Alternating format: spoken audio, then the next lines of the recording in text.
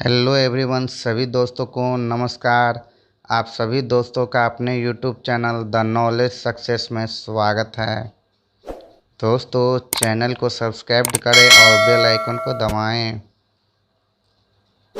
दोस्तों, यदि मार्गदर्शक सही हो तो एक छोटा सा दीपक भी सूरज से कम नहीं होता। आज के करंट अफेयर्स के साथ हमारा एक विशेष टॉपिक है जिसका नाम है संयुक्त राज्य अमेरिका के साथ भारत का व्यापार। दोस्तों, तो आज का हमारा पहला प्रश्न है, केंद्रीय शिक्षा मंत्रालय द्वारा प्रस्तावित नए मॉडल स्कूलों का नाम क्या है? उत्तर है पीएम श्री स्कूल। केंद्रीय शिक्षा मंत्री धर्मेंद्र प्रधान ने नई राष्ट्रीय शैक्षिक नीति 2020 के कार्यान्वयन पर फोकस के साथ गुजरात के गांधीनगर में राष्ट्रीय शिक्षा मंत्रियों के सम्मेलन को संबोधित किया। उन्होंने घोषणा की कि शिक्षा मंत्रालय पीएम श्री स्कूलों को एनईपी की प्रयोगशाला के रूप में स्थापित करने की प्रक्रिया में है। अगला क्वेश्चन है, हाल ही में किस देश ने यूरोपीय संघ की रक्षा नीति में शामिल होने के लिए मतदान किया है? उत्तर है डेनमार्क।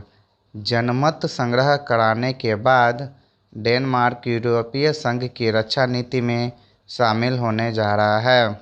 डेनमार्क एकमात्र यूरोपीय संघ का सदस्य है जो यूरोपीय संघ की सामान्य सुरक्षा और रक्षा नीति का हिस्सा नहीं है। अगला क्वेश्चन है, किस राज्य या केंद्र शासित प्रदेश ने faceless road transport office launch किया है? उत्तर है महाराष्ट्र। महाराष्ट्र सरकार ने 6 रोड ट्रांसपोर्ट ऑफिस सेवाओं को ऑनलाइन करने का निर्णय लिया है।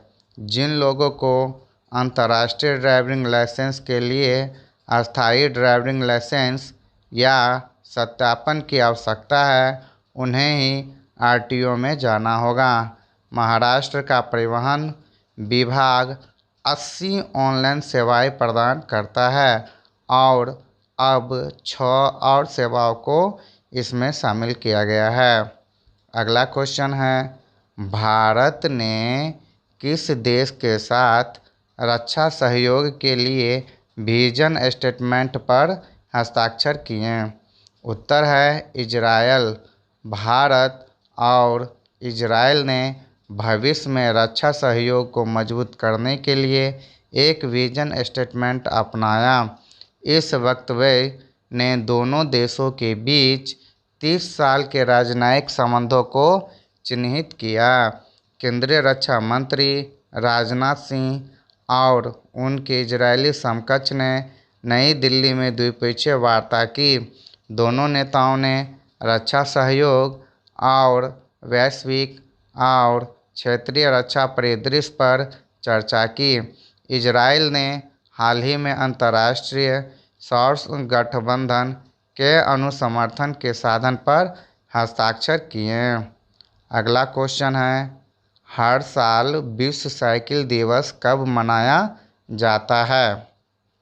उत्तर है 3 जून। बुनियादी परिवहन, आवागमन, शारीरिक और मानसिक स्वास्थ्य को मजबूत करने के लिए साइकिल चलाने की संस्कृति विकसित करने के लिए हर साल 3 जून को विश्व साइकिल दिवस मनाया जाता है।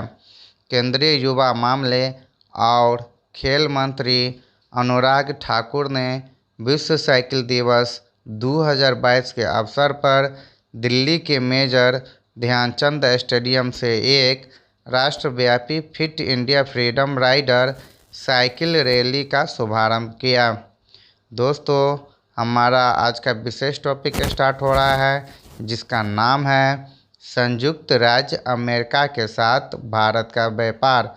दोस्तों, यदि हमारा वीडियो अच्छा लगे तो चैनल को ज़रूर सब्सक्राइब करें, शेयर करें और वीडियो को लाइक भी करें।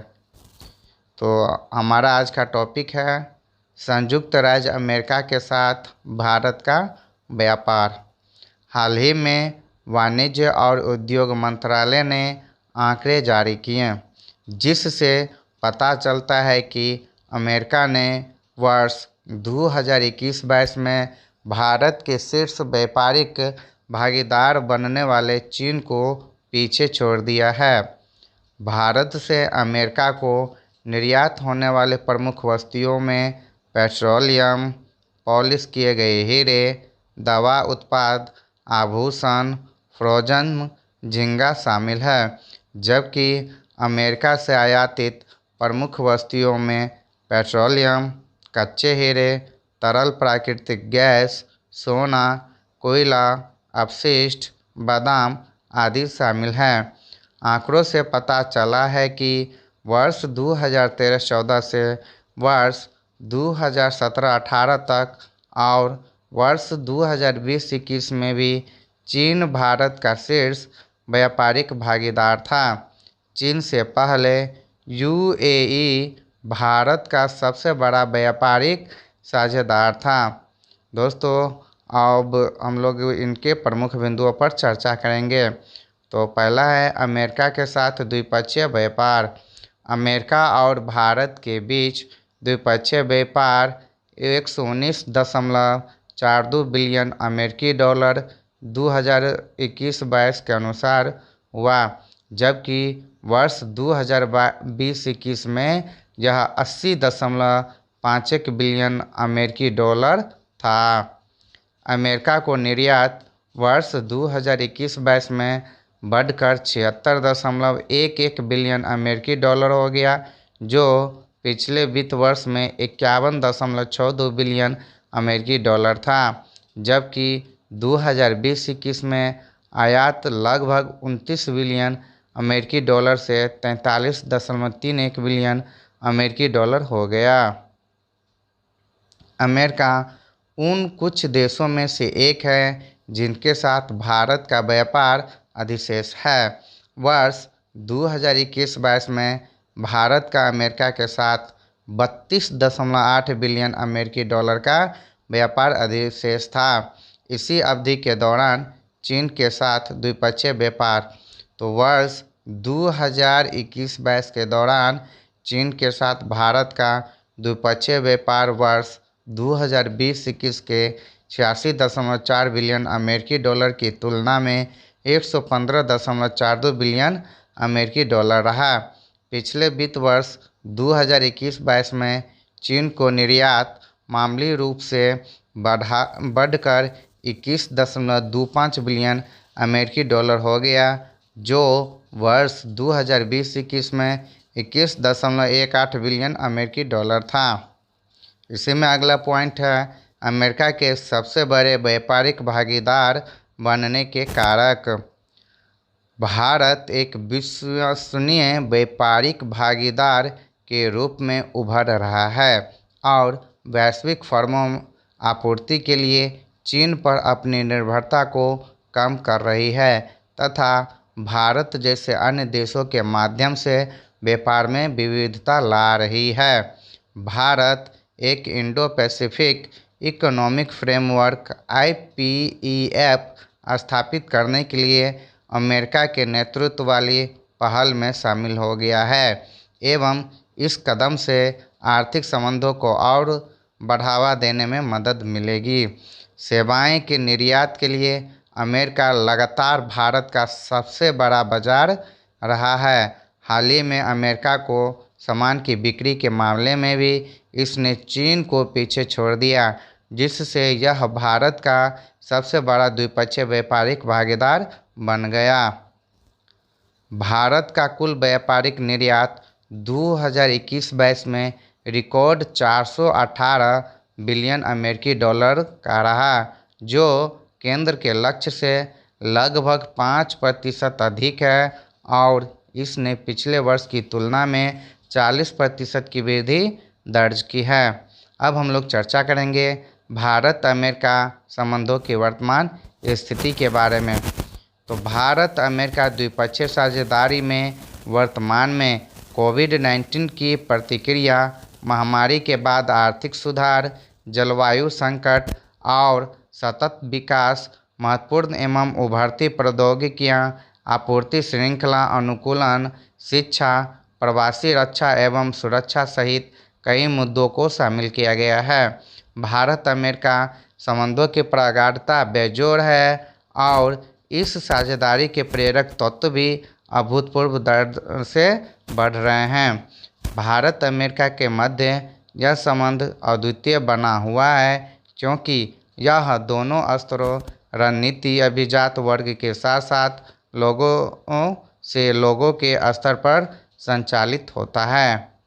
हालांकि रूस यूक्रेन संकट को लेकर भारत और अमेरिका की प्रतिक्रियाएं परस्पर विरोधाभासी रही है। भारत और अमेरिका ने हाल के वर्षों में अपने संबंधों को जारी रखने और व्यापक रणनीतिक साझेदारी को बनाए रखने की अपनी प्रतिबद्धता को रेखांकित किया है। दोस्तों, अब हम लोग चर्चा करेंगे भारत और अमेरिका संबंधों से संबंधित चुनौतियां के बारे में। तो फर्स्ट है टैरिफ अधिरोपण। वर्ष 2018 में अमेरिका ने कुछ स्टील उत्पादों पर 25% टैरिफ और भारत द्वारा कुछ एल्युमिनियम उत्पादों पर 10% टैरिफ लगाया गया था। भारत ने जून 2019 में अमेरिकी आयात पर लगभग 1.2 बिलियन अमेरिकी डॉलर के 28 उत्पादों पर टैरिफ बढ़ाकर जवाबी कार्रवाई की। हालांकि धारा 232 टैरिफ लागू करने के बाद अमेरिका में स्टील निर्यात में साल दर साल 46% की गिरावट आई है। अगला पॉइंट है ऐसे में आत्मनिर्भरता को संरक्षणवाद के रूप में गलत समझना। आत्मनिर्भर भारत अभियान ने इस विचार को और बढ़ावा दिया है कि भारत तेजी से एक संरक्षणवादी बंद बाजार अर्थव्यवस्था बनता जा रहा है। अमेरिका की वरीयता की सामान्यीकृत प्रणाली से छूट। जून 2019 से प्रभावी अमेरिका ने जीएसपी कार्यक्रम के तहत भारतीय निर्यातकों से शुल्क मुक्त निर्यात के प्रावधान को वापस ले लिया। परिणाम स्वरूप अमेरिकी को 5.6 बिलियन अमेरिकी डॉलर के निर्यात पर विशेष शुल्क उपचार को हटा दिया गया, जिससे भारत के निर्यात उन्मुख क्षेत्रों जैसे फार्मास्यूटिकल्स, कपड़ा, कृषि उत्पाद और ऑटोमोटिव पार्ट्स आदि क्षेत्र प्रभावित हुए। अगला पॉइंट है इसी में अन्य देशों के प्रति अमेरिका की शत्रुता।